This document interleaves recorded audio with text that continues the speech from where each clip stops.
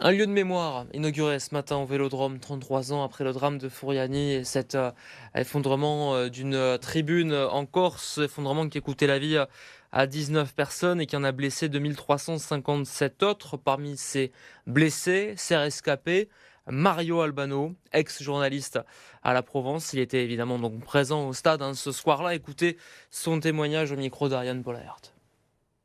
Les journalistes étaient tous au dernier rang. La tribune de presse était la dernière rangée de cette fameuse tribune, ce fameux mécano du diable. Et donc nous étions tout le long sur toute la longueur du terrain. Et nous nous sommes affaissés comme un château de cartes au milieu des décombres, voilà, en l'espace de même pas une seconde. J'ai perdu connaissance en tombant parce que j'ai la sensation de me réveiller, d'avoir très très mal au dos, de vouloir crier, rien ne sortait. Et puis j'avais plein de décombres sur moi, donc j'ai bougé les jambes pour faire partir tout ça. Et là, je me suis rendu compte que je n'étais pas paralysé, puisque je bougeais mes jambes. J'ai bougé mes bras, enfin le bras gauche surtout, parce que le droit, j'avais l'omoplate cassée, des côtes cassées, donc là, le droit, c'était difficile. Mais j'ai tout enlevé, là, je me suis dit, je ne suis pas paralysé. J'ai regardé, j'avais pas de sang. Je dis, bon, c'est déjà moins normal. Et ne manquez pas à 10 h ce matin notre édition spéciale pour suivre l'inauguration au Vélodrome de cet espace Fouriani 1992. Spécialement parce que c'est un moment que ça marque l'histoire du club. C'est un devoir de mémoire. C'est quelque chose dans lequel, si tu veux respecter ta histoire, tu dois respecter des moments comme ça. Je tiens beaucoup à l'histoire, au code du football. Et ça, c'est une des pages noires, non, si on peut dire, dans l'histoire du football français et dans lesquelles on doit un devoir de responsabilité très important. Ça vous paraissait très important pour vous aujourd'hui de venir inaugurer un salon ici en plein cœur du stade de Vélodrome pour que les spectateurs de ce stade, quand ils passent ici, voient et se souviennent de Fouriani? C'est un moment spécial. Pour moi, ce n'est pas une question de souvenir. C'est une question d'un devoir de mémoire et de lire, que tout le monde puisse lire, sentir, voir ce qui s'était passé pour éviter que ce type de situation ça puisse se reproduire dans l'avenir. Comment vous l'avez vécu, vous, Fouriani? Vous étiez jeune en Espagne. Comment on l'a vécu depuis la péninsule ibérique? Très jeune en Espagne. Tu le suis un peu dans la presse espagnole. Les souvenirs sont vagues, normal, par mon âge à l'époque, j'avais 6 ans. C'était quelque chose dans lequel, à dire la vérité, ça a marqué beaucoup de gens à niveau européen, en Espagne, et spécialement dans les moments que je suis venu ici, voir comment faire en sorte que ce type de tragédie soit toujours dans la mémoire des gens, c'était quelque chose de très important. Comment ça va se passer? Est-ce que le grand public, les spectateurs, les amoureux de foot, les supporters de l'OM vont pouvoir passer devant et se recueillir? C'est une partie dans laquelle ça sera partie du tour de l'Orange Vélodrome, OM Tour, dans lequel cet espace spécial, ça serait un des liens de la visite, avec une explication sur les moments et ce qui s'était passé, et aussi pendant les jours de match, dans cet espace Fouriani 1992. Tout le monde il va pouvoir passer, c'est un des salons d'hospitalité du stade, dans des salons fondamentaux, dans des salons les plus, avec beaucoup de circulation dans le stade les jours de match, et c'est un espace dans lequel on veut donner une grosse visibilité. C'est un symbole fort de l'avoir fait ici à l'Orange Vélodrome. Comment s'est fait la réflexion? Comment ce projet est né? Je vais être très, très sincère, non? Dans un moment que j'ai fait une interview en mai 2021, après l'interview, on avait parlé de Fouriani. Et jamais personne au sein du club m'avait parlé de cette tragédie. Et l'écouter par des gens qui ont vécu le moment et commencé à s'intéresser par ce qui s'était passé, c'était quelque chose que je ne voulais pas laisser simplement dans un coin de l'histoire. avoir un monument physique, un espace physique, je crois que c'est plus important que les paroles. Avoir un signe visuel, c'est très important toujours d'avoir cette sensibilité directe et cet impact au sein du stade, et ça n'est dans un souhait d'éviter que ça se reproduise. Il y a énormément, beaucoup d'émotions ce matin ici dans ce stade, et à plusieurs titres bien sûr.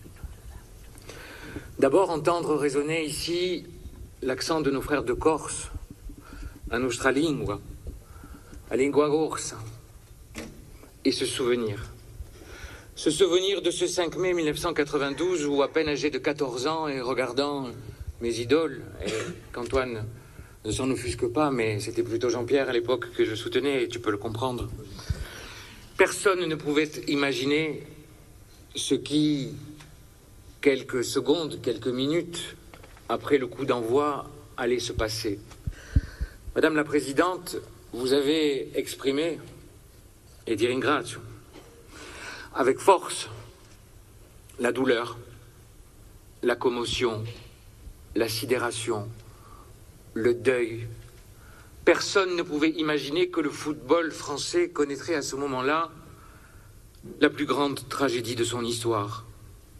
Personne ne pouvait imaginer qu'à ce moment-là où l'Olympique de Marseille, allant jouer dans son île sœur à Foriani, personne ne pouvait imaginer que celles et ceux qui allaient vivre, et nous sommes nombreux, et il y a de nombreux Marseillais d'origine corse, que nous allions vivre une telle tragédie. Des secondes de sidération où le silence se fait, où l'incompréhension arrive.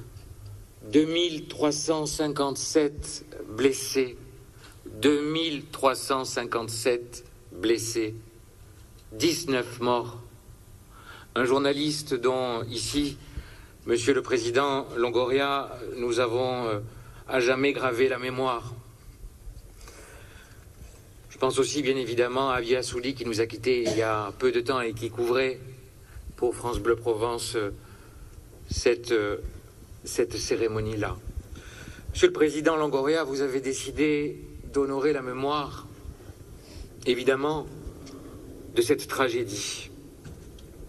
Et c'est un honneur que d'être ici à vos côtés, quelles que soient nos sensibilités politiques, quels que soient les clubs que nous sommes ici venus supporter, quelles que soient nos histoires, être ici pour rendre hommage à ceux qui ne sont plus là, à ceux qui ont été blessés, à ceux qui restent handicapés, est un devoir. Et ce devoir, nous l'avons, et vous l'avez, Pablo, rempli. Et j'en suis extrêmement fier. Je veux vous dire que nous devons continuer le combat. Je veux vous dire que sans mémoire, et les Corses savent ce que veut dire la mémoire, sans mémoire, il n'y a plus de peuple. Sans mémoire, il n'y a plus d'histoire. Et sans histoire, il n'y a ni présent, ni avenir. Trop longtemps, et vous avez raison, Madame la Présidente, trop longtemps, le football français, les instances du football français se sont tues sur la catastrophe de Foriani.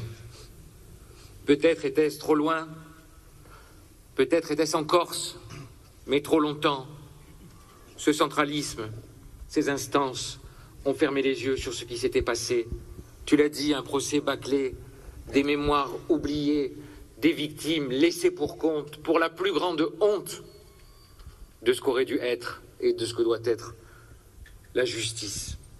Et donc, aujourd'hui, c'est tous ensemble, rassemblés dans le recueillement, entre Bastia et Marseille, entre la Corse et Marseille, entre Marseille et le continent. Et s'il y a bien une porte d'entrée de la Corse du continent, c'est bien Marseille. C'est tous ensemble que nous honorons la mémoire de nos disparus et de nos morts. Je veux aussi remercier toutes celles et ceux qui, ce jour-là, ont donné de leur temps, de leur force, les médecins, les secouristes, les bénévoles, les joueurs, Jean-Pierre, tu l'as dit, l'équipe, les Corses, les Marseillais, toutes celles et tous ceux qui étaient là, qui ont participé à quelque chose, qui ont sauvé, qui ont tiré des décombres et des débris, qui ont sauvé des vies. Toutes celles et ceux qui sont les héros anonymes que nous avons et honte d'ailleurs à cette affaire-là que nous avons oubliée. Aujourd'hui, Pablo, vous leur permettez d'être vivants et de continuer à exister. Eh bien, c'est ça l'honneur du football. Et Marseille s'enorgueillit de ça. Marseille, dans sa fraternité, sa fratellanza, vous doit ça. Nous vous devons ça. Alors, il y a près de 33 ans, le 5 mai 1992, à Fouriagne, le soleil se couchait et l'ambiance montait. Ce jour-là, une compétition majeure de football entraînait la plus grande catastrophe du sport en France. Les prémices du foot business que nous connaissons aujourd'hui, le retard infrastructurel de la Corse et les conséquences de toutes les chaînes administratives, techniques et sportives provoquaient ainsi le décès de 19 personnes ainsi que des séquelles physiques et psychologiques, pour certaines irrémédiables chez plusieurs centaines d'entre elles. Au lendemain de cette tragédie, le président de la République, François Mitterrand, parlait de drame national et assurait, en visitant des victimes à Bastia, qu'on ne jouerait plus au football en France un 5 mai. Au lendemain de cette tragédie, je suis émue. Le collectif des victimes du 5 mai, créé au lendemain de la catastrophe, s'est longtemps battu pour une véritable justice. Cependant, il a été le témoin d'un non-procès indigne du pays des droits de l'homme. Quelques années plus tard, le combat a pris une autre forme, celui de la sensibilisation, afin que la catastrophe de Fouriagne et ses victimes ne tombent pas dans l'oubli. Pendant 20 longues années, les autorités du football français ont ignoré cette date du 5 mai 1992. Les victimes et tous les individus défendant le devoir de mémoire. Comme si le temps pouvait effacer l'inacceptable. Comme si la douleur des familles, des survivants, des témoins, devait rester confinée à l'ombre, loin des projecteurs et des calendriers du football. Face à cette indifférence sourde, glaçante des instances du football, nous avons décidé de solliciter l'ensemble des clubs. Dès le départ, nous avons pu compter sur le club de l'Olympique de Marseille et le peuple bleu et blanc. À travers ses dirigeants, ses joueurs et ses supporters, vous avez soutenu ce travail mémoriel et l'importance de ne pas oublier l'histoire de la catastrophe de Fouriagne. Car notre histoire, l'histoire quelle qu'elle soit, ne doit pas être oubliée. Au nom du collectif, je tiens à remercier le club de l'Olympique de Marseille et son président Pablo Longoria pour la création de cet espace de mémoire, pour son implication et son intérêt sincère envers la catastrophe de Fouriagne et ses victimes. Je souhaitais également remercier Hector et son équipe qui ont permis de faire aboutir ce beau projet mémoriel. Aujourd'hui, nous inaugurons bien plus qu'un espace. Aujourd'hui, nous inaugurerons un acte de mémoire, un lieu de souvenir, un lieu de mémoire. Aujourd'hui, nous rendons hommage à 19 personnes, amis, proches, et à toutes les victimes directes ou indirectes, et à toutes les familles dont cette journée aura changé à jamais leur vie. Vous qui, ce jour de 5 mai 92, étiez présents pour la fête, la joie, le partage. La lumière sur vous ne s'éteindra jamais. Nous n'oublierons jamais Antoine Angelini, Guy Brunel, Marie-Pierre Campane, Anne Clément, André Castres, Alexandra Drio, Jean-Baptiste Dumas, Jean Ferrara, Antoine Geronimi, Thierry Giampietri, Dominique Giannoni, Santa Grimaldi, Pierre-Jean Guidicelli, Cédric Lalia, Lucia Marzicano, Christian Mattei, Michel Mautier, Marie-Laure Ottaviani Guerrieri, Patrick Rao, Michel Vivarelli. Que ce lieu incarne le souvenir et la mémoire, que ce lieu soit un appel, un repère, qu'il soit un hommage à celles et ceux qui n'ont pu rentrer chez eux, qu'il demeure un serment, celui de ne jamais les oublier. Era un cinque di maggio e mai un ci scorderemo. Fouriagne mai più. Ça avait beaucoup d'émotions que moi aussi je prends la parole après les mots très forts d'Antoine. C'est vrai que j'étais sur le terrain ce jour-là quand cette tribune est tombée. C'est vrai que c'est un souvenir qui m'a hanté, qui me hante toujours aujourd'hui, parce qu'on était venu pour faire une demi-finale de coupe, pour faire un grand match de football. On a vécu certainement la plus grande tragédie du football français. Et aujourd'hui, sincèrement, je suis très très ému que le club, l'OM, ait décidé, avec son président Pablo Longoria, de rendre hommage via ce salon à cette tragédie qui nous a marqué profondément, qui nous a permis de penser à autre chose que le football, parce que on a perdu des amis ce soir-là, beaucoup d'amis, des gens qui étaient là pour venir supporter leurs équipes et qui ne sont jamais rentrés chez eux. Donc c'est avec beaucoup d'émotion que aujourd'hui je prends la parole. Cette stèle est magnifique, cette stèle, comme celle de Bastia, est magnifique. Et ce devoir de mémoire que nous avons tous, il sera respecté ici, n'en doutez pas. Et dans ce salon, on pensera toujours à Furiani.